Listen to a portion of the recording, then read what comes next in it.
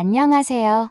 인생을 바꾸는 관점입니다. 오늘은 큰 검사를 받기 위해 아들이 있는 서울에 갔는데 택시비랑 숙소비를 주고 며느리에게 내쫓김을 당하셨던 정명자님의 사연입니다. 워낙 털털한 성격이셔서 괜찮았다고 하시지만 효자인 아들은 그렇지 않았다고 하는데요. 과연 정명자님에겐 어떤 사연이 있었고 아들은 어머니를 쫓아낸 아내를 어떻게 했을지 지금 바로 들어보시죠. 정말로 인생을 돌아보니 여태껏 제게 주어진 시간이 이렇게 길었나 싶습니다. 저는 올해로 78살이 된 정명자라고 합니다. 여태껏 누구에게도 제 이야기를 쉽게 털어놓은 적이 없었는데 오늘은 큰 용기를 내어 저의 이야기를 해보려 합니다. 이렇게라도 털어놓지 않으면 커다란 응어리가 뭉치고 뭉쳐 저를 꽉 눌러버릴 것 같거든요. 그럼 지금부터 이야기를 시작해 보도록 하겠습니다. 원래부터 저는 지독하리만치 절약하면서 사는 사람이었습니다. 어려서부터 욕심을 줄이고 다른 사람들에게 베풀며 사는 습관을 익혔거든요. 결혼 후에도 그 습관은 변하지 않았습니다. 맛있는 음식을 사 먹고 싶은 마음이 들 때도 부처님 앞에서 정진하는 마음으로 조금 더 아껴 써야 한다고 다짐했지요. 남편은 이런 저를 보며 가끔 유난을 떤다고 이야기를 하기도 했지만 그래도 어릴 적부터 해왔던지라 쉽게 습관을 버릴 수가 없었습니다. 저희는 결혼 후 아들 하나를 낳았고 정말 남부러울 것 없이 행복하게 지냈습니다. 하지만 불행히도 남편이 갑작스러운 사고로 세상을 떠난 뒤 저 혼자 어린 아들을 키워야 했습니다. 믿고 의지하던 사람이 사라진 충격이 컸지만 시간이 흐르자 오히려 정신이 번쩍 들었습니다. 무조건 아이를 굶기지 않고 건강하고 행복하게 잘 키워야겠다는 일념 하나로 다시 일어섰어요. 마냥 슬퍼하고만 있기에는 책임져야 할 가족이 있었으니까요. 그렇게 시작한 것이 바로 이 구멍가게예요. 동네 어귀에 자그맣게 가게를 차리고 생필품 몇 가지를 놓은 채 무작정 팔기 시작했죠. 처음에는 파리만 날렸지만 마을 사람들이 드나들며 간단한 음료나 라면, 비누나 세제를 사가면 저는 그 돈을 쓰지 않고 꼬박꼬박 모았습니다. 제 얼굴이나 몸을 단장하거나 맛있는 것을 먹는 데에는 단 한 푼도 쓰지 않고 오직 아들을 위해서만 투자했어요. 중학교, 고등학교 가면서부터 육성회비를 내는 것도 만만치 않았지만 저는 기도하는 마음으로 조금도 아깝지 않게 돈을 쓸 수 있었습니다. 우리 아들은 나보다 훨씬 더 넓은 세상을 볼 수 있도록 해주자는 것. 그것이 제가 살아가는 이유였어요. 아들이 제 기대 이상으로 공부를 잘해 주었을 때 저는 가슴 깊은 곳에서 벅차오르는 감사함을 느꼈습니다. 시골 구멍가게에서 번 얼마 되지 않는 돈으로 모든 걸 다 견뎌내는 건 힘들었지만 그래도 아들을 위해서는 돈을 빌려서라도 모든 걸 다 해줄 수 있었어요. 호성이 엄마 너무 아들한테만 돈 쓰는 거 아니야? 호성이 엄마도 옷도 좀 사고 머리도 좀 볶고 해야지. 벌써 몇 년째 비슷한 옷만 입고 신발도 다 떨어져가지고 그게 뭐야? 괜찮아요. 우리 아들이 행복해질 수만 있다면야 전 뭐든지 다 해줄 수 있어요. 그리고 떨어진 신발 신고 다니면 어때요? 걷고 뛸 수만 있으면 된 거지. 저승 갈 때 돈 싸가지고 갈 거야? 한번 사는 인생 화장품도 좀 이쁜 거 써보고 시집도 새로 가고 해야 할 거 아냐? 나는 살면서 호성이 엄마처럼 자기한테 돈 아끼는 사람 본 적이 없어. 아주 지독한 구두쇠야. 동네 사람들은 저를 보며 지독하다며 고개를 내저었지만 저는 제 삶에 불만이 하나도 없었습니다. 부처님께서도 마음이 정직하고 간절하면 길을 열어주신다고 하셨으니 그 말을 믿고 열심히 살기만 했어요. 이런 저의 바램을 전해받은 건지 아들은 말썽 한 번 피우지 않고 공부를 열심히 해서 결국 명문대에 장학금을 받고 진학했고 졸업 후 얼마 지나지 않아 큰 회사에 들어갔다가 나이가 들어서는 회사까지 세우게 되었습니다. 일개 사원에서 회사의 대표가 된 것이었죠. 저로서는 그저 묵묵히 절약하고 기도를 드리면서 아들을 위해 살았을 뿐인데 아들이 크게 성공해 준 것이 감사할 따름이었습니다.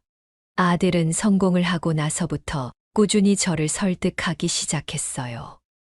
어머니, 이제 시골 떠나서 저랑 같이 살아요. 저 생각보다 넓은 집에 살아요. 저희 집으로 오시면 며느리가 해주는 따뜻한 밥도 드실 수 있고 손주 재롱도 매일매일 보실 수 있는데.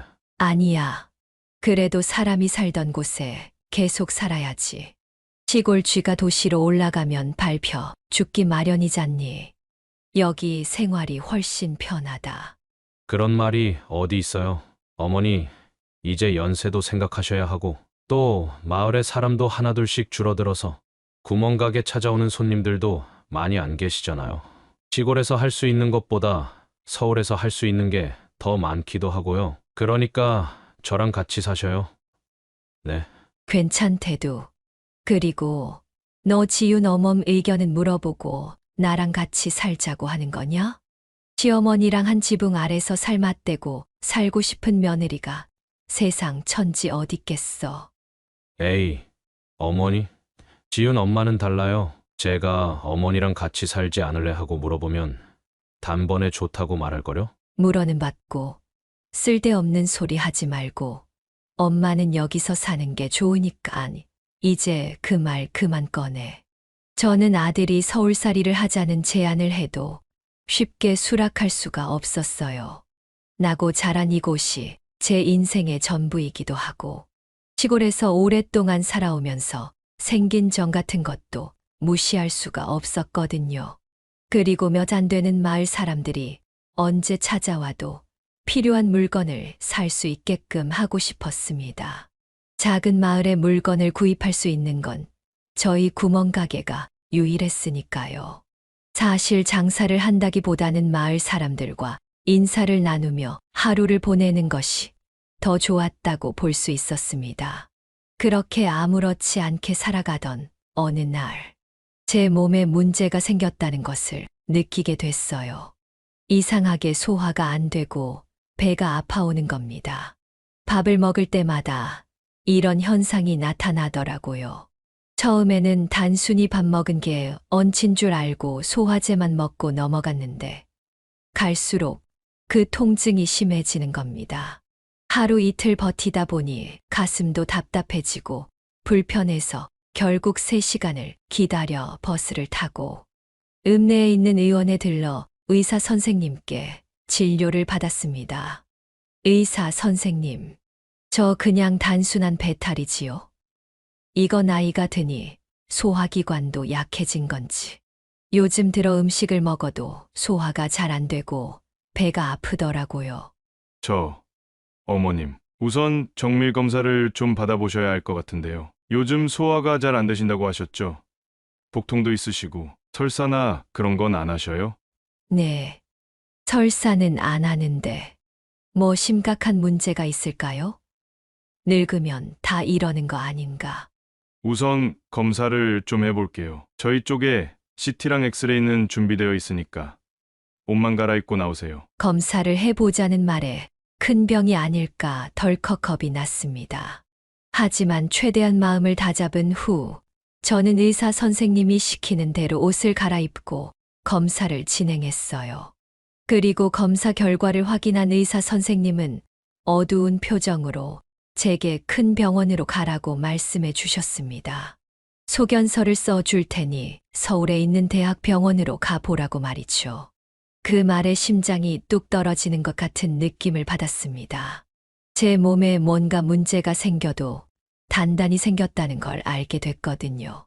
무슨 병인지는 듣지 않아도 대충 알 수 있을 것 같았습니다. 진료가 끝나고 천천히 병원을 나서는 길에 아들에게 이 사실을 어떻게 알려야 할지 고민이 됐습니다. 남편이 세상을 떠난 후부터 시작해서 여지껏 나이를 먹는 동안 아들은 제가 조금만 아파도 과하게 신경을 쓰곤 했었거든요. 그런데 문제가 생겨서 큰 병원으로 가야 한다고 이야기를 하면 분명히 호들갑을 떨면서 과한 반응을 할 것이 눈에 뻔히 보였습니다. 일도 제대로 하지 못하면 어떡하지 하는 걱정이 되기도 했지만 그래도 전달을 해야 할 건 해야 한다고 생각했기에 조심스럽게 아들에게 전화를 걸어 오늘 있었던 일에 대한 이야기를 전했습니다. 어머니, 그러니까 진작에 제가 서울로 올라오라고 말씀드렸잖아요. 서울에 올라오셔서 사셨으면 이렇게 고생하실 일도 편찮으실 일도 없었을 텐데 정말 저 속상하게 하실 거예요? 아니, 나는 정말 단순히 소화불량인 줄만 알았지.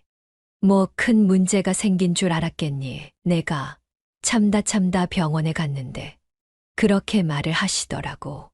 어머니, 안 되겠어요. 제가 내일 당장 모시러 갈게요. 짐 싸놓고 기다리고 계세요. 아니야.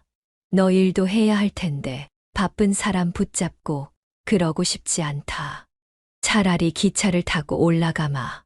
요즘 기차 잘 되어 있잖아. 그럼 제가 기차표 끊어드릴 테니까 내일 그거 타고 올라오세요. 기차역에 마중 나와 있을게요, 어머니. 그래도 생각했던 것보다 크게 화를 내거나 걱정을 하지는 않아서 다행이라 생각했습니다. 그리고 정말 얼마 지나지 않아서 아들은 KTX 기차표를 끊어줬어요. 제가 서울에 가는 건 정말 오랜만의 일입니다. 아들의 결혼식을 서울에서 했었거든요. 그때 이후로 한 번도 서울에 갈 일이 없었는데 이렇게 가다니 기분이 조금 그렇긴 했지만 그래도 오랜만에 아들과 손주, 며느리를 볼 생각에 조금은 설레기도 했습니다. 심지어 아들은 자신의 친구가 대학병원 의사라며 검사 날짜까지 미리 잡아두고 저더러 며칠 집에서 머무르라고 하더라고요. 평소 같았으면 거절을 했겠지만 이번에는 몸이 아파서 가는 거니까 못 이기는 척 그렇게 하기로 했습니다. 문제는 기차를 타고 내려가는 날 아침에 일어났어요. 어머니, 급하게 해외 출장이 잡히는 바람에 제가 오늘 모시러 가지는 못할 것 같아요. 정말 죄송해요. 모처럼 올라오시는 건데 대신 와이프한테 어머니 모시러 가 달라고 부탁했어요. 아마 서울역 도착하시면 마중 나와 있을 거예요. 어머, 그러니? 오늘 출근 안 한다고 하던. 네, 오늘 마침 쉬는 날이라 제가 부탁 좀 해놨어요. 와이프랑 병원 가셨다가 검사 받으시고 맛있는 것도 좀 드시고 집에 가서 쉬고 계셔요. 내일 되면 다시 돌아가니까 가자마자 어머니 뵈러 갈게요. 알겠다. 조심해서 다녀오고. 어쨌든 저는 예정대로 집 문을 잠가두고 읍내버스를 타고 KTX 역으로 이동했습니다. 가슴이 두근거리더라고요. 너무 오랜만에 기차를 타니 표를 어떻게 확인해야 하는지도 잊어버리는 바람에 영무원님께 물어 겨우 열차에 올랐습니다. 다행히 자리에 앉으니 생각보다 편안해서 이러다 깜빡 잠들겠다 싶더군요. 서울까지 가는 시간도 이전보다 훨씬 짧아져서 예전 같았으면 몇 시간을 차로 달려야 했을 길을 2시간여 만에 도착할 수 있었습니다. 그리고 서울역에서 내렸을 때 저를 기다리고 있던 며느리를 만날 수 있었습니다. 며느리의 얼굴에는 피곤한 기색이 역력해 보였지만 그래도 저를 보면서 환하게 웃어주더군요. 어머님, 오시느라 많이 힘드셨죠? 짐 주세요. 제가 들어드릴게요. 그래, 오랜만이다, 아가. 그런데 너 안색이 왜 이렇게 안 좋니? 어디 아파? 아니요. 어제 야근을 했더니 조금 피곤해서 그래요. 우선 제 차에 타셔서 병원부터 가셔요, 어머님. 병원이랑 많이 안 떨어져 있어서 금방 갈 수 있을 것 같아요. 그렇게 저는 며느리가 운전하는 차를 타고 서울에 있는 대학병원에 도착했는데 세상에 웬걸요. 사람도 엄청 많고 건물도 무지막지하게 넓고 큼직해서 길을 찾기도 버거웠습니다. 다행히 며느리가 이곳저곳 알아보며 접수 창구를 찾아가니 제 이름과 예약된 검사 목록이 이미 준비되어 있었습니다. 저는 그때부터 피검사니, 초음파니, CT 촬영이니 별별 검사를 다 받았습니다. 누워서 기계 소리가 크게 들려올 땐 조금 겁이 나기도 했습니다. 하루 종일 이런저런 검사를 이어가니 저도 기운이 빠져서 중간중간 쉬어가기도 했습니다. 아들에게 전화를 걸어볼까 싶기도 했는데 해외 바이어를 맞이하느라 정신이 없을 테니 전화 한 통 걸기도 괜히 미안하더라고요. 그래도 며느리가 함께 있어 주기에 다행이다 생각했죠. 문제는 모든 검사를 마치고 나와서 화장실에 들렀을 때 터졌습니다. 보리를 보고 화장실 거울을 보면서 가방 안을 정리했는데 분명히 가방 속에 넣어뒀던 지갑이 보이지 않는 거예요. 저는 순간 너무 당황해서 여기저기 주머니를 뒤졌지만 지갑은 나오지 않았습니다. 그 안에는 돈이 좀 들어있고 신분증 같은 것도 함께 들어있었는데 지갑을 잃어버린 게 확실해지는 순간 그 자리에서 머리가 하얗게 변했습니다. 무의식적으로 지갑을 꺼내다가 다른 곳에 두고 온 건 아닌지, 검사를 받으면서 서류를 꺼냈을 때 같이 빠진 건 아닌지, 이런저런 생각이 스쳐 지나갔습니다. 원래 사람 많은 곳에서 물건을 잃어버리면 찾기가 쉽지 않다는데, 그럼 이건 어떻게 해야 하나 싶은 마음에 눈앞이 아찔해졌습니다.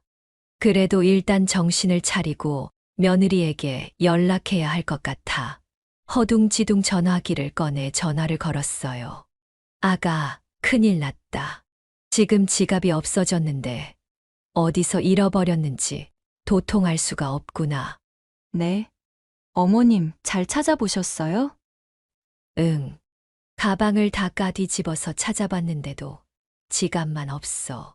참, 이게 발이 달렸는지. 난 지갑을 꺼낸 적이 없는데 이게 대체 어디로 갔는지 모르겠다. 어떡하니 아가? 너 지금 어디 있어? 어머님, 제가 일단은 급한 일이 있어서 집에 왔거든요. 잠시만요. 제가 나중에 다시 연락드릴게요. 며느리는 급하게 전화를 끊었고 저는 발을 동동 구르고 있었습니다. 동시에 며느리에게도 괜히 짐을 안겨준 것 같아 미안한 마음도 들었습니다. 그와 동시에 역시 대도시에선 예기치 못한 일이 생길 수 있구나 싶었어요. 시골에서는 가게 문을 열어둬도 물건을 잃어버리는 일이 잘 생기지 않는데 이곳은 사람도 많은 데다가 사람들이 모두 바쁘고 또 이래저래 걸어 다니다가 부딪히는 사람들까지 많으니 한숨이 절로 나오더라고요. 그렇지만 이왕 서울에 왔고 검사도 다 받은 상황에서 남은 건 지갑을 어떻게 찾느냐였는데 며느리가 잘 도와줄 거라 믿으며 마음을 놓으려 노력했습니다. 그리고 잠시 후 며느리에게서 다시 전화가 걸려왔습니다. 어머님, 우선 제가 택시비라도 보내드릴게요. 잃어버리신 지갑은 솔직히 좀 찾기 힘드실 것 같아서 계좌번호 좀 불러주시겠어요? 응, 택시를. 아니다. 굳이 뭐하러 돈을 써. 그냥 버스 타면 되니까 돈 쓸 생각 마라. 어머님 교통카드도 없으시잖아요. 가지고 계신 돈도 없으실 거면서. 그러지 마시고 그냥 택시 타시고 계좌 불러주세요. 이따가 집 오실 때쯤 연락 주시고요. 뭔가 며느리의 말투에서 엄청난 피곤함과 귀찮음이 묻어나는 것 같았지만 저는 애써 그 기분을 외면한 채 며느리에게 계좌를 불러줬습니다. 이윽고 며느리는 문자로 집 주소와 함께 돈을 보냈다는 문자를 보내왔어요. 저는 택시 창으로 스쳐가는 서울 풍경을 보며 마음을 편안하게 먹으려고 노력했습니다. 비록 지갑은 잃어버렸지만 결국 일이 잘 풀렸고 며느리도 이렇게 세심하게 배려해 주니 참 고맙더라고요. 그래도 이왕 서울에 온 김에 손주 얼굴도 보고 아들이랑 며느리와 좋은 시간을 보내고 가야겠다 싶었습니다. 하지만 택시가 아파트 단지 앞에 도착했을 때부터 뭔가 안 좋은 예감이 들었습니다. 그리고 그 예감은 놀라울 정도로 맞아 떨어졌어요. 현관문 앞에서 초인종을 아무리 눌러도 며느리가 문을 열어주지 않는 겁니다. 분명히 집에 있을 것 같은데 외출을 했나 싶어 초인종을 누르고 계속 기다리던 그때 인터폰이 켜지고 며느리의 목소리가 들려왔습니다. 어머님 오셨어요? 오시기 전에 문자 달라고 제가 말씀드렸었는데, 아차차, 내가 그걸 깜빡했다. 너 급한 거 있으면 다른 곳에 있다가 올게. 아니요, 그게 아니라, 사실 지금 친구들이랑 같이 있거든요. 어머님만 괜찮으시면 그냥 같이 있으셔도 되는데, 괜히 불편하실까 싶어서요. 응, 친구들이랑 같이 있다고? 너 오늘 나 오는 거 알고 있었잖아. 그런데 친구들을 불렀어. 원래 친구들 만나기로 한 날이었거든요. 다들 일정을 어렵게 맞춘 거라 취소를 하기도 좀 그렇고 해서 저희 집으로 불러가지고 어머님 오실 때까지만 있기로 했는데 막상 이렇게 보내기가 좀 아쉬워서요. 친구들은 7시나 8시쯤 갈 것 같은데 어머님께서 또 너무 늦은 시간에 오시면 불편하실까봐 어떡하죠? 현관문 앞에서 서성이는 것 같은 소리가 들리기는 했지만 막상 문을 열 기미는 전혀 보이지 않았습니다. 저는 당황해서 괜찮다고 조용히 방해하지 않겠다고 대답했지만 며느리는 끝까지 좋은 말로 돌려가며 저더러 오늘만큼은 다른 곳에서 잠을 자면 어떻겠느냐고 말을 하더군요. 그리고 그 말이 끝나기 무섭게 인터폰은 끊겼습니다. 저는 그 자리에서 한참 멍하니 서 있다가 다시 벨을 눌렀지만 돌아오는 대답은 없었습니다. 혹시나 싶어 아가 하고 불러도 받지만 인기척조차 나지 않았어요. 그렇다고 계속해서 문을 두드릴 수도 없고 곤란한 마음에 발만 동동 구르고 있었죠.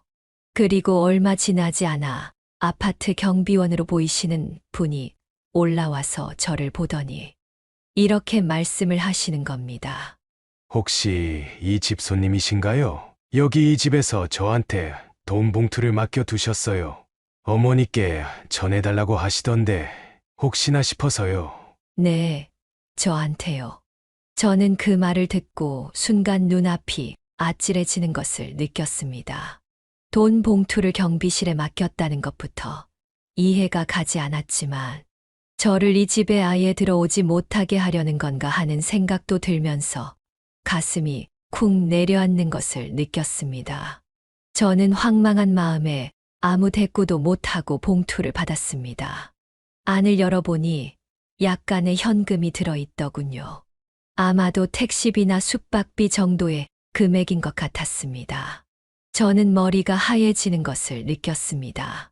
차라리 대놓고 당장 내려가라고 말이나 해주던지 아니면 처음부터 병원으로 데려다 주지를 말던지 이게 대체 뭐 하는 짓인가 싶었습니다. 수십 년 동안 가게를 운영하면서도 한 번도 느끼지 못했던 모멸감, 억울함, 서러움 같은 게 가슴에 치밀어 올라오기 시작했습니다. 내가 고작 이런 대접을 받으려고 시골에서 올라왔나 싶은 생각이 들고 혹시 며느리에게 불편을 끼치는 거 아닐까 하는 자책도 스쳐 지나갔어요.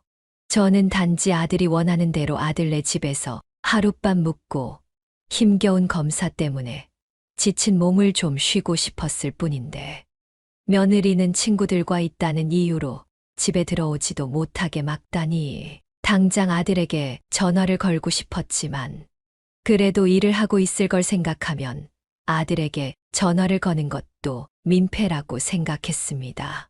결국 저는 울컥 치받는 서러움을 가슴에 안은 채 아파트를 나섰습니다. 봉투 속 돈을 어떻게 해야 하나 쓰레기통에 버릴 수도 없고 그렇다고 쓸 수도 없고 고민을 하던 저는 일단 황급히 손을 흔들어 지나가는 택시를 잡았습니다. 그리고 무작정 기차역으로 가달라고 말했어요. 차창 밖으로 보이는 서울의 풍경을 보면서 차라리 빨리 집으로 내려가야겠다고 마음을 먹었습니다. 여기 있어봐야 좋을 게 하나도 없겠다 싶었어요. 아들에게도 며느리에게도 그리고 저에게도 말이죠. 하지만 당일에 시골로 출발하는 기차가 있을 리 만무했습니다. 당일 예약을 하는 건 정말 운이 좋아야 하는 거라고 하더라고요. 예약한 자리가 취소되었을 때나 나오는 거라 오늘 당장 시골로 내려가는 건 불가능에 가까운 일이었습니다. 게다가 시간대도 하루에 4번밖에 운행을 하지 않는 노선이라 더더욱 갈 수가 없었습니다. 서울 지리가 빠삭하지 못했던 저는 지나가는 사람들을 붙잡고 노인 혼자 묵어도 괜찮은 숙소가 어디인지 묻기 시작했어요. 오늘 시골에서 내려왔는데 사정이 있어서 다른 숙소에 묵어야 해요. 근데 내가 시골 사람이라 서울을 잘 몰라서 혹시 노인네 혼자 묵어도 괜찮을 만한 숙소가 이 근처에 있을까요? 조금 거리가 떨어져 있어도 괜찮고 가격이 비싸도 상관없어요. 아, 어르신, 죄송해요. 저희도 서울 사람이 아니라서 괜찮은 곳이 어디인지는 잘 몰라서요. 지나가는 사람들을 하나씩 붙잡고 물어도 다들 모른다는 대답만 할 뿐이었습니다. 또는 무척이나 비싼 호텔을 추천해 주기도 했어요. 결국 저는 한참 동안 서울역 의자에 앉아 꼼짝도 하지 않고 가만히 넋을 놓고 있었습니다. 아들은 정말 정신없이 바쁜 건지 제게 문자나 전화도 한 통 하지 않았고 저도 아들에게 먼저 연락을 하지 않았어요. 아니, 하지 않았다기보다는 하지 못했다는 게 더 맞는 말이겠죠. 그렇게 얼마간의 시간이 흘렀을까? 누군가 제게 다가와 말을 걸었습니다. 역을 관리하는 분이신 것 같았어요. 열차들이 다 끊겼고 이제 셔터를 내릴 거니 저보고 이만 나가라고 하시더라고요. 그 말을 듣자마자 퍼뜩 정신을 차리고서 허둥지둥 짐을 챙겨 밖으로 나갔습니다. 이미 시간은 자정을 훌쩍 넘겼더라고요. 대체 어디를 가야 할까 고민했는데 다행히 역 근처에 찜질방 안내판이 보이길래 여기라도 들어가 몸 좀 뉘어야겠다 생각하면서 찜질방으로 향했습니다. 건물 안으로 들어서니 청춘들이 왁자지껄 떠드는 소리, 드라이기 돌아가는 소리가 뒤섞여 들려와서 어지러운 느낌이 들었습니다. 어서 오세요. 몇 분이세요? 한 명이에요. 저는 경비원으로부터 건네받은 현금 봉투에서 딱 찜질방을 이용할 정도의 금액을 꺼내 결제를 했습니다. 탈의실에서 또다시 허둥대며 사물함 열쇠를 찾느라 애를 먹은 끝에 저는 찜질복으로 갈아입고 구석에다 매트를 깔고 누웠습니다. 주변 사람들은 다들 각자 휴대폰을 보거나 얘기하느라 바쁘고 저를 쳐다보는 이는 거의 없었어요. 그러니 눈물을 참지 않아도 되겠다 싶어 손수건을 입에 물고 조용히 울었습니다. 어쩌다가 이렇게 된 건지 참아왔던 서름이 한꺼번에 밀려와 저를 덮쳤습니다. 저는 그저 아들을 보고 며느리와 손주와 즐거운 시간을 보내는 김해 검진도 받고 싶었던 것뿐이었는데 상황이 왜 이렇게 됐는지 정말 너무 속상하고 서럽더군요. 어둑한 찜질방 천장의 조명 아래서 저는 자꾸만 제 가게가 떠올랐습니다. 그 작고 허름한 가게가 오히려 얼마나 편안하고 따뜻했는지 새삼 깨달았거든요. 분명 지금 이곳은 굉장히 따뜻한 곳이었음에도 불구하고 마음 한쪽은 더없이 춥고 텅 빈 기분이었습니다. 저는 찜질방 한 구석에서 모로 누워 흐릿한 잠에 빠져들었다 깨어나기를 몇 번이나 반복했습니다. 낮 동안 받은 정밀검사와 지갑 분실 소동, 그리고 아들의 집에서 겪은 황당한 문전박대가 머릿속에서 엉켜 떠나지 않았거든요. 저는 다 필요 없고 그저 아들의 목소리를 듣고 싶었습니다.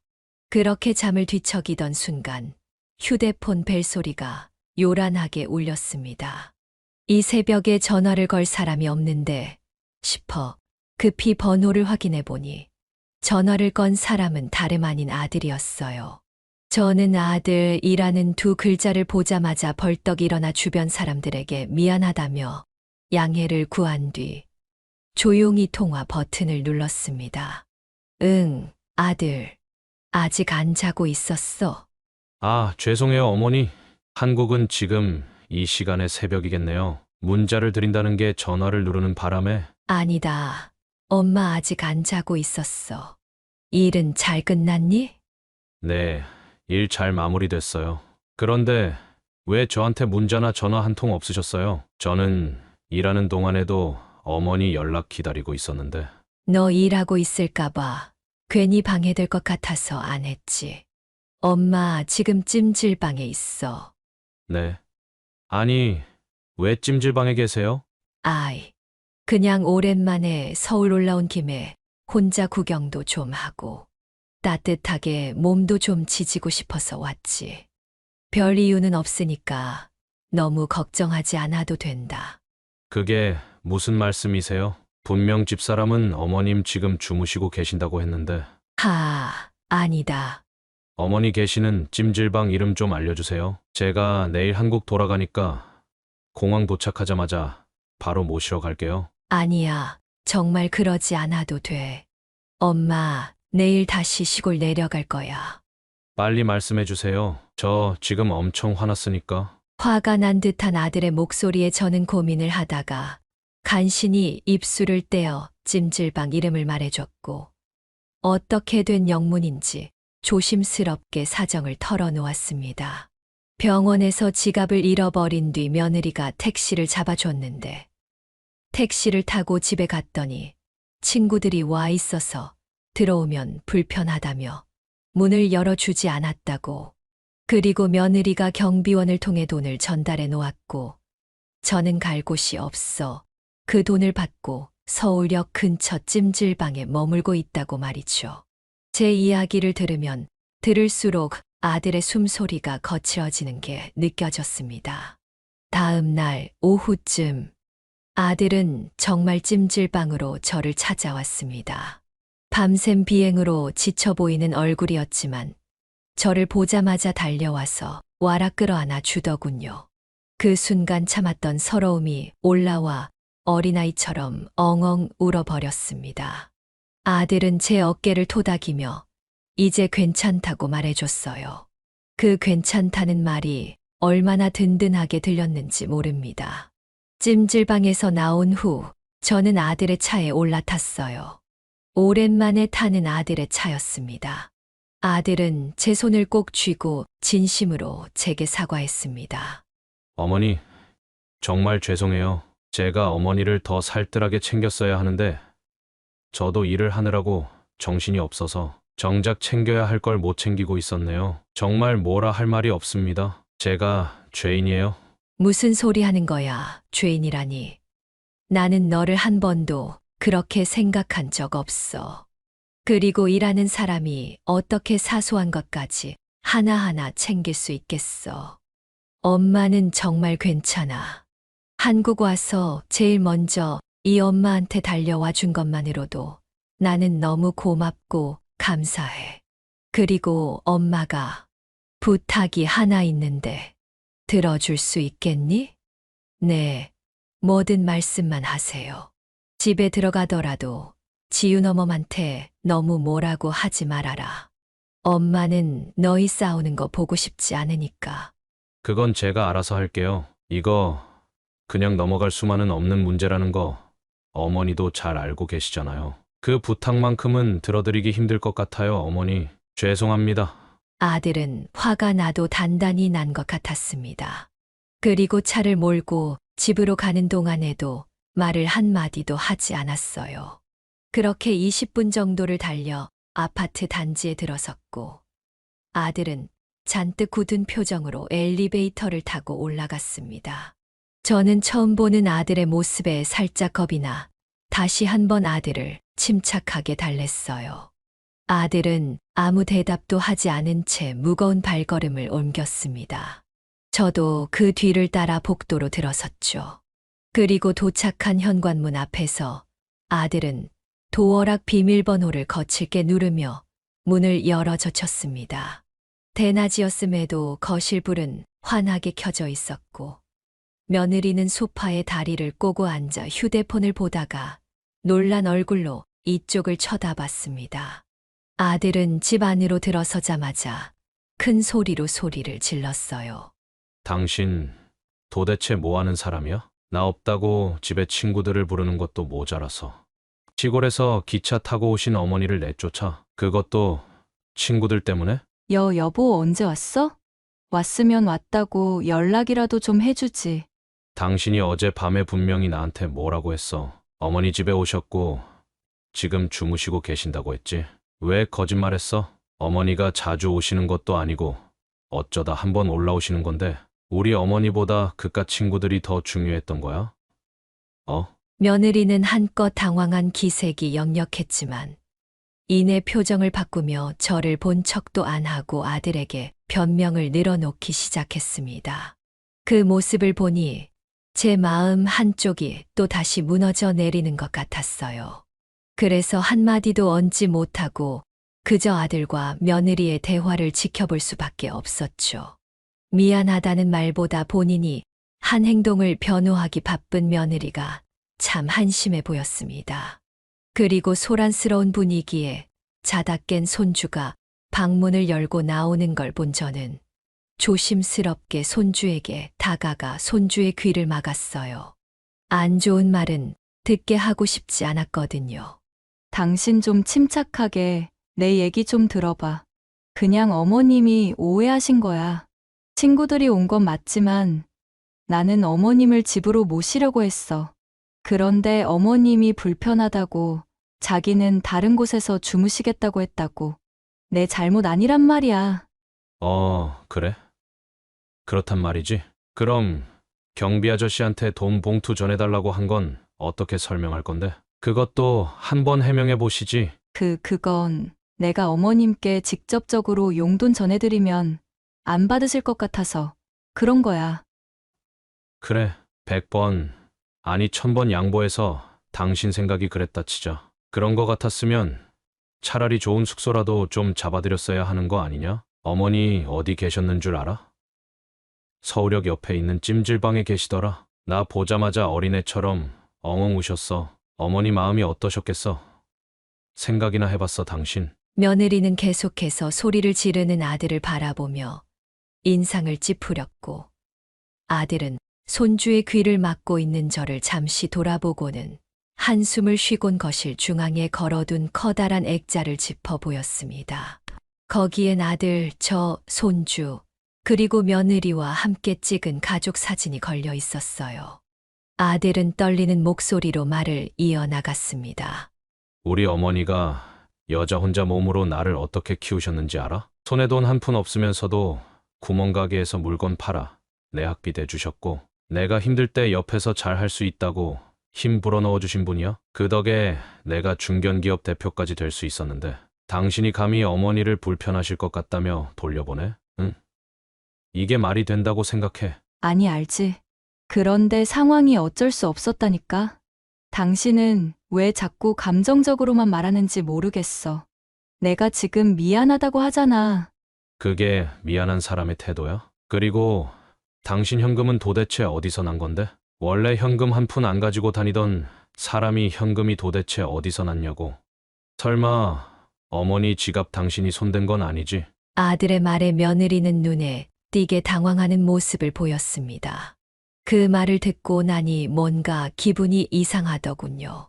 평소에 현금을 한 푼도 안 들고 다녔는데 갑자기 현금이 생겼다면 합리적으로 의심을 해볼 법했습니다. 그런데 며느리는 끝까지 그런 거 아니고 미리 돈을 찾아 놓았다며 이야기를 하더군요. 아들은 며느리의 반응을 보고 안방으로 들어가 서랍이며 화장대며 옷장이며 온갖 곳을 다 뒤지기 시작했습니다. 며느리는 그런 아들을 뜯어말렸지만 화가 잔뜩 나 있는 아들을 말릴 수 있는 방법은 어디에도 없었어요. 그리고 옷장을 한참 동안 뒤진 결과 잃어버린 줄 알았던 제 지갑을 찾을 수 있었습니다. 제 지갑을 훔쳐간 사람은 다름 아닌 며느리였던 것이었죠. 자, 당신이 직접 설명해. 어머니 지갑이 왜 여기서 나오는 건데? 그게 그러니까 아니. 어머님이 병원에서 서류를 꺼내시는데 거기서 지갑이 툭 떨어진 거야. 그래서 내가 주워서 돌려드리려고 했는데 타이밍을 놓치는 바람에 타이밍을 놓치는 바람에 이 안에 있는 돈을 당신 돈처럼 꺼내 쓰고 그랬다는 거지? 어머니한테 드린 돈도 결국에는 다 어머니 돈이었다는 거네. 맞지? 내가 정말 그러려고 그런 건 아니었어. 근데 지갑 안에 돈이 꽤 많이 들어있길래 티 안 나게 쓰면 안 걸릴 줄 알고. 그래도 나중에 가기 전에 돌려드리려고 했어. 당신 왜 이렇게 철이 없어? 내가 돈을 부족하게 주는 것도 아닌데 그냥 우리 어머니 골리려고 그런 거 아니야? 잔뜩 흥분해 있던 아들은 갑자기 표정을 싹 굳히더니 옷장 안에 있던 며느리의 짐을 모두 꺼내서 거실에 마구 던졌습니다. 옷가지며 화장품, 잡동사니가 바닥에 나뒹구는 광경을 보고 저도 며느리도 할 말을 잃었어요. 제 지갑을 훔쳐가서 모른 척한 며느리의 행동도 말 같지 않았지만 아들의 행동도 정말이지 할 말이 없었습니다. 아들은 한참 동안 씩씩거리며 물건들을 헤집어 놓더니 며느리에게 집을 나가라고 선포했어요. 며느리는 말도 안 된다는 표정을 지으며 절대 나갈 수 없다고 말했지만 아들은 본인의 의사를 꺾을 생각이 전혀 없어 보였습니다. 당신은 지금 이 순간부터 내 와이프 아니고 남이야? 그냥 타지에서 올라온 손님 그 이상도 이하도 아닌 사람이라고. 그러니까 내 집에서 짐 챙겨서 당장 나가. 지금 말 다 했어? 그게 나한테 할 소리라고 생각해? 할 소리라고 생각해. 힘없는 어머니한테 당신이 했던 짓 똑같이 되돌려 받아봐. 기분이 어떤지. 지금 이 집에서 당신은 손님이고 난 손님한테 예의 지킬 생각 없어. 당신이 어머니한테 했던 대로 똑같이 해야 공평하겠지? 저기, 이 정도면 됐다. 아무리 그래도 내 부인인데 이런 식으로 내쫓으면 어쩌려고 그래? 앞으로 평생 같이 살 사람이잖니. 이쯤에서 그만해. 어머니, 지금 마음 약해지시면 안 됩니다. 저 사람이 뭘 잘못했는지 스스로 깨닫지 못하면 언젠가 또 이런 일이 반복될 거예요. 그리고 반성을 안 한다면 결국 갈라서는 게 답일 수도 있겠죠. 한참 동안 울먹거리던 며느리는 본인의 주머니에서 휴대폰을 꺼내 들고는 누군가에게 전화를 하려는 듯 했습니다. 아들은 그 모습을 보고 웃으며 전화를 걸 테면 걸어보라며 되려 당당하게 나오기 시작했어요. 아들의 말을 들어보니 항상 부부싸움을 하고 나면 사돈어른이나 사부인에게 전화를 걸어 하소연을 하는 게 버릇이라고 하더군요. 며느리는 남편의 말에 부들부들 몸을 떨더니 이내 화장실 안으로 쏙 들어가 문을 잠궈 버렸습니다. 그리고는 한참 후 화장실에서 나오더니 흐트러진 머리로 고개를 떨군 채 가방에 자기 물건을 마구 집어넣기 시작했습니다. 아들은 그런 며느리를 차가운 시선으로 지켜보다가 이내 입을 열었어요. 내가 어머니가 서울 오신 이유 말해줬지. 병원에서 검사를 받으셨는데 서울에 있는 큰 병원으로 가서 검사 받으라고 하셨대. 그래서 오신 거라고 내가 분명히 잘 좀 챙겨달라고 부탁하고 갔잖아. 그런데 내 부탁 하나 들어주는 게 그렇게 힘들었어. 당신? 그 얘기 대체 몇 번째야? 내가 얼마나 더 당신한테 해명하고 설명해야 하는데. 어머니는 몸도 안 좋고 지갑까지 잃어버리신 상태였어. 어젯밤에 찜질방에서 지내시면서 무슨 생각을 하셨겠어? 당신은 정말 끝까지 반성은 못할 망정 잘못 없다고 버티기나 하네. 그래, 알았어. 사과드릴게. 죄송해요, 어머님. 저 때문에 많이 불쾌하고 힘드셨을 텐데 제가 정말 죽을 죄를 지었습니다. 죄송합니다. 아니, 이제 와서 사과해봤자 늦었어. 당신은 어머니가 겪은 만큼 당해봐야 정신 차려. 아니, 그래도 정신 못 차리겠지만 나갈 때 지갑 두고 나가. 어차피 당신이 쓰고 있는 신용카드 전부 다 내 명의로 되어 있는 것들이니까. 그 말을 들은 며느리는 가방을 양손에 쥔 채 망연자실한 표정으로 어찌해야 할지를 몰라 했고, 아들은 아예 현관문을 열어 며느리를 내쫓기 위해 밀어붙였습니다. 결국 며느리는 고개를 떨군 채 집 밖으로 나갔고, 아들은 문을 쾅 닫아 버렸어요. 순간 이게 맞는 건가 싶은 생각이 들었습니다. 그래서 차마 아무 말도 못하고 아들을 가만히 바라보고만 있었어요. 저 하나 때문에 이런 일이 일어난 것만 같아 가슴이 미어지는 느낌이 들었죠. 그 사건 이후로 아들은 몇 날 며칠을 며느리 없이 집을 지키다가 제 컨디션이 조금 회복되자마자 저를 다시 고향으로 데려다 주었습니다. 사실 저는 서울에서 검진 결과를 기다리며 잠시 더 머무를 수도 있었지만 아들도 편히 마음을 추슬러야 할 상황이었고, 무엇보다 가게가 계속 비어 있으면 안 된다는 생각이 들었기에 시골로 돌아갔어요. 아들과 저는 차 안에서 정말 많은 이야기들을 나눴습니다. 그냥 검사 결과 나올 때까지 저희 집에서 지내시면 좋을 텐데 결과는 며칠 뒤에 나온다고 했거든요. 장사하는 사람이 가게를 너무 오래 비워두는 것도 안 좋아. 안 그래도 우리 마을 사람도 많지 않고 물건 하나 사려면 읍내까지 나가야 하는데 나 하나 돌아오기만 목 빠지게 기다리고 있을 거야. 제가 나중에 검사 결과 나오면 다시 모시러 갈게요. 큰 문제는 없을 거니까 너무 걱정하지 마시고요. 그래. 그리고 저 호성아, 지윤 어머니랑 어지간하면 잘 풀어. 부부가 너무 오래 냉전인 것도 안 좋은 거 알지? 네, 그 부분은 저희가 알아서 잘할게요. 어머니는 몸만 신경 쓰세요. 며느리가 집에서 쫓겨나다시피 나가고 난 이후 계속해서 마음이 쓰였습니다. 말 같자는 이유로 저를 집에 있지 못하게 한 며느리이기는 했지만 그래도 사람 맘이라는 게 그렇잖아요.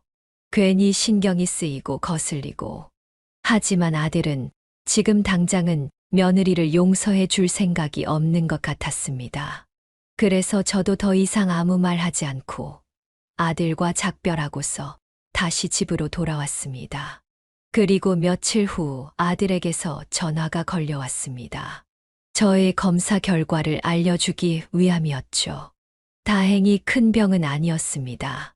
궤양이 생긴 거라면서 약만 꾸준히 먹으면 나아질 거라고 하더군요. 그 말을 듣자마자 제 가슴에 얹힌 돌덩이가 훌쩍 사라진 느낌이었습니다.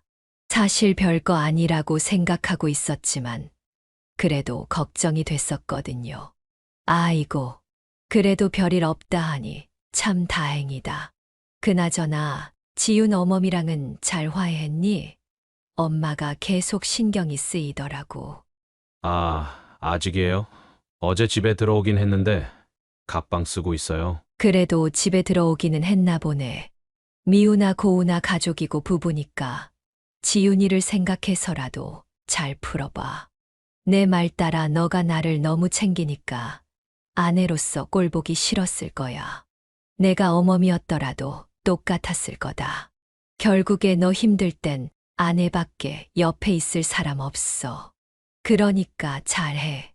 저는 아들에게 진심을 담아 조언했고 아들은 머쓱하게 웃으며 그러겠다고 했습니다. 그렇게 시간이 지난 어느 날 오후 가게에 앉아 있는데 문득 가게 밖에서 조용한 발소리가 들려오는 겁니다. 뭐지 싶어서 나가보는 순간 저는 깜짝 놀라고 말았어요. 문 밖에서 들려오던 발소리의 주인공은 다름 아닌 아들과 며느리였기 때문이었죠.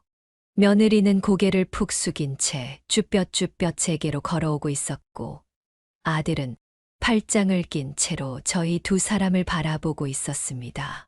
이게 대체 무슨 상황인가 싶었어요. 너희가 여긴 어쩐 일로 왔어? 어머님께 진심으로 사과드리고 싶어서 왔어요. 제게 사과를 하기 위해 찾아왔다는 며느리의 말에 뭐라고 대꾸를 해야 하나 싶었습니다. 사실 저는 그동안 생활을 하는 게 바쁘고 정신이 없어서 그걸 다 잊고 살고 있었거든요. 그래도 저한테 사과를 하고 싶다고 하니 일단 들어와서 이야기를 나누자고 했습니다. 며느리는 아들의 눈치 한 번, 제 눈치 한 번을 보다가 가게 안으로 조용히 들어왔고 이내 아들도 따라 들어왔습니다. 그리고 가게 안으로 들어온 며느리는 가방에서 작은 서류 봉투를 꺼내서 제게 내밀었어요. 이게 뭐냐고 물으니 반성문 같은 거라고 하는 겁니다. 왜 그런 행동을 했고 어떤 점이 잘못되었는지 그리고 앞으로 어떻게 달라지겠다는 다짐을 적었으니 한번 봐달라고 해서 저는 얼떨결에 그것을 받아들어 천천히 읽어봤습니다. 속으로는 조금 웃음이 났어요. 소시적에 반성문을 썼던 기억이 새록새록 떠올랐거든요. 저 그동안 정말 반성 많이 했어요. 제가 어머님께 무슨 짓을 했는지도 뼈저리게 깨달았고요. 집 나왔다가 다시 들어갔을 때도 이 사람이 저한테 먼저 이야기 나누자고 해서 얘기도 많이 나눴어요. 제가 얼마나 철없고 개념 없이 행동했는지에 대해 많이 반성했어요, 어머님. 정말 진심으로 죄송합니다. 용서해 주세요. 나는 이미 너를 용서했어. 아니, 용서할 것도 없지. 내가 사는 게 바빠서 다 까먹고 있었으니까. 아가, 난 크게 바라는 거 없어. 그저 서로가 존중받으면서 지내는 거. 그게 제일 좋은 거라고 생각해. 너도 그날 사정이 있었겠지만 나를 그런 식으로 내몰아서는 안 되지 않았니? 맞아요. 제가 판단력이 흐려지고 또 술 기운에 친구들하고 있느라 잘못된 결정을 한 거예요. 남편이 말한 대로 어머니가 어떤 분인지를 제가 생각하지 못했어요. 죄송해요. 그래, 잘못한 걸 깨달았으면 다시는 안 그러면 되는 거다. 그렇게 저희 세 사람은 그날의 앙금을 완벽히 털어냈습니다. 그날 아들과 며느리는 몇 시간이고 저희 집에서 머물면서 오랜만에 밥도 같이 먹었어요. 비록 고기 반찬은 없었지만 두 사람은 아무 내색 없이 맛있게 밥을 먹어줬고 저도 오랜만에 아들 내외와 편안하게 대화를 했습니다. 이게 진짜 행복이구나 싶더라고요. 요즘 며느리는 확실히 예전과는 눈에 띄게 달라졌습니다. 며느리는 가끔씩 제게 전화를 걸어 약은 잘 챙겨 먹고 있는지, 또 밥은 잘 먹고 있는지, 저의 안부를 묻기도 하고, 제가 좋아하는 음식을 사서 주말에 찾아오겠다고 할 때도 있습니다. 저도 시간이 지나니 서운했던 감정이 풀리고, 오히려 이렇게까지 마음을 써주는 게 고맙더라고요. 가끔 정말 바쁠 때는 한 달에 한 번이지만 아무 일 없을 땐 아들과 며느리가 함께 2주에 한 번씩 저희 집에 들르기도 해요. 예전에는 시골에는 찾아올 생각도 하지 않았던 며느리가 이제는 마당에 핀 꽃도 사진으로 찍고 구멍가게를 둘러보며 이런 생활이 참 소박해 보이고 좋다고 말하는 걸 보면 마음 한편이 따뜻해지곤 합니다. 참 사람과 사람 간의 관계라는 게 묘하죠. 한때는 큰 상처를 주고받았지만 결국 서로 이해하고 용서를 하니 이렇게 달라질 수도 있다는 게 이럴 줄 알았음 진작에 마음을 더 열어줄 걸 그랬나 봅니다.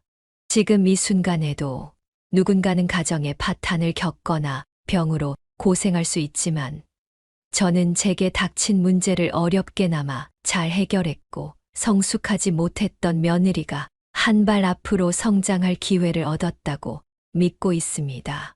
그리고 아들도 며느리도 저마다 성숙해져서 진정한 가족의 의미를 깨달았으니 참 잘된 일이 아닐 수 없지요. 앞으로 저는 최대한 건강과 행복을 위해 살아보려 합니다. 저희 아들과 며느리와도 잘 지내볼게요. 저희 사연을 끝까지 들어주셔서 진심으로 감사드립니다. 꽃 피는 봄이 찾아온 만큼 여러분의 마음에도 꽃이 활짝 피어나시기를 바랍니다. 네, 오늘 이야기는 어떠셨나요? 오늘 이야기를 듣고 어떻게 생각하시는지 어머님, 아버님의 생각을 댓글로 공유해주세요. 저는 또 다른 사연으로 찾아뵙겠습니다. 좋아요, 구독,